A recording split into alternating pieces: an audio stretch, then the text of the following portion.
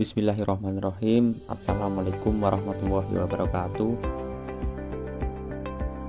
Alhamdulillahirabbil alamin. Wa bihi nasta'inu ala umuri dunya waddin. Wassalatu wassalamu ala asrofil anbiya wal mursalin sayyidina wa maulana Muhammadin wa ala alihi wa sahbihi ajma'in.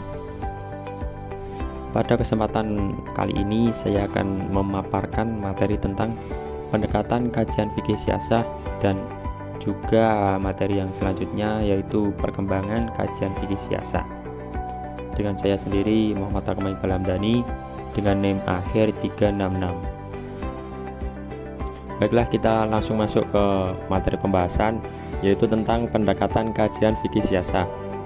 Ada 3 pendekatan dalam mengkaji Islam dan politik atau fikih siasah itu sendiri. Yang pertama adalah pendekatan normatif,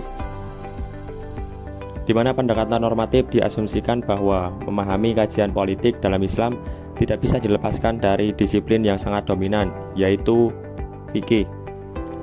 Namun tidak bisa disangka lagi bahwa kajian politik dalam sejarah Islam dengan menjadikan fikih sebagai optiknya tidak bisa dilepaskan dari bidang yang lain, yaitu teologi.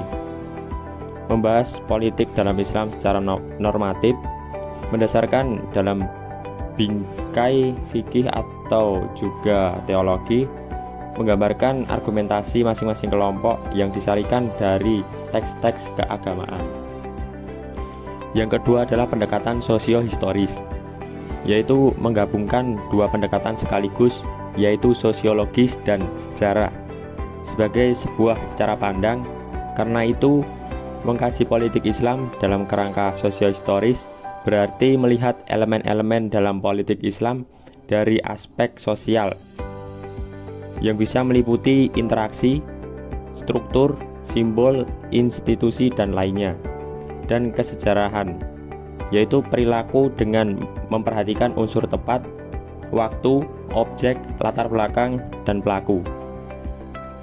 Yang ketiga, pendekatan filosofis yang tentu saja bermaksud untuk melihat kandungan nilai atau substansi dalam setiap formasi politik Islam. Lalu kita masuk ke materi yang selanjutnya, yaitu tentang perkembangan kajian fikih siasah. Dalam mengkaji tahapan pemikiran politik umat Islam, menurut Munawir Sadali dapat dibagi menjadi 3 periode, yaitu era klasik, pertengahan, dan era kontemporer. Dalam bukunya tentang Islam dan Tata Negara, beliau mengatakan berawal dari politik yang diterapkan oleh Nabi Muhammad SAW di Madinah, beliau menjalankan 2 fungsi sekaligus, yaitu sebagai utusan Allah dan sebagai kepala negara yang mengatur kepentingan umat berdasarkan wahyu selama 10 tahun kenabiannya, yaitu sejak 622 sampai 632 Masehi. Setelah beliau wafat, fungsi siasah dilanjutkan oleh penggantinya sebagai khalifah yang disebut Khulafaur Rasyidin, yang terdiri dari Abu Bakar, Umar, Utsman, dan Ali bin Abi Thalib. Masalah siasah pertama yang muncul setelah Nabi wafat adalah ketika pengangkatan Abu Bakar sebagai hasil diskusi atau musyawarah antara Muhajirin dan Ansor di Sakifah Bani Sa'idah, bahwa tolak ukur yang menjadi pengganti atau khalifah Nabi adalah orang yang mengimami sholat kaum muslimin ketika beliau sakit. Selanjutnya, pengangkatan Umar bin Khattab atas penunjukan oleh Abu Bakar setelah melakukan musyawarah dengan sahabat-sahabat yang lain seperti Abdurrahman bin Auf, Utsman bin Affan, dan Asid bin Khudair. Sedangkan pemilihan Utsman bin Affan atas pilihan 6 orang sahabat senior, yaitu Ali bin Abi Thalib, Abdurrahman bin Auf, Thalhah bin Ubaidillah, Zubair bin Awam, dan Sa'ad bin Abi Waqqas, serta Abdullah bin Umar.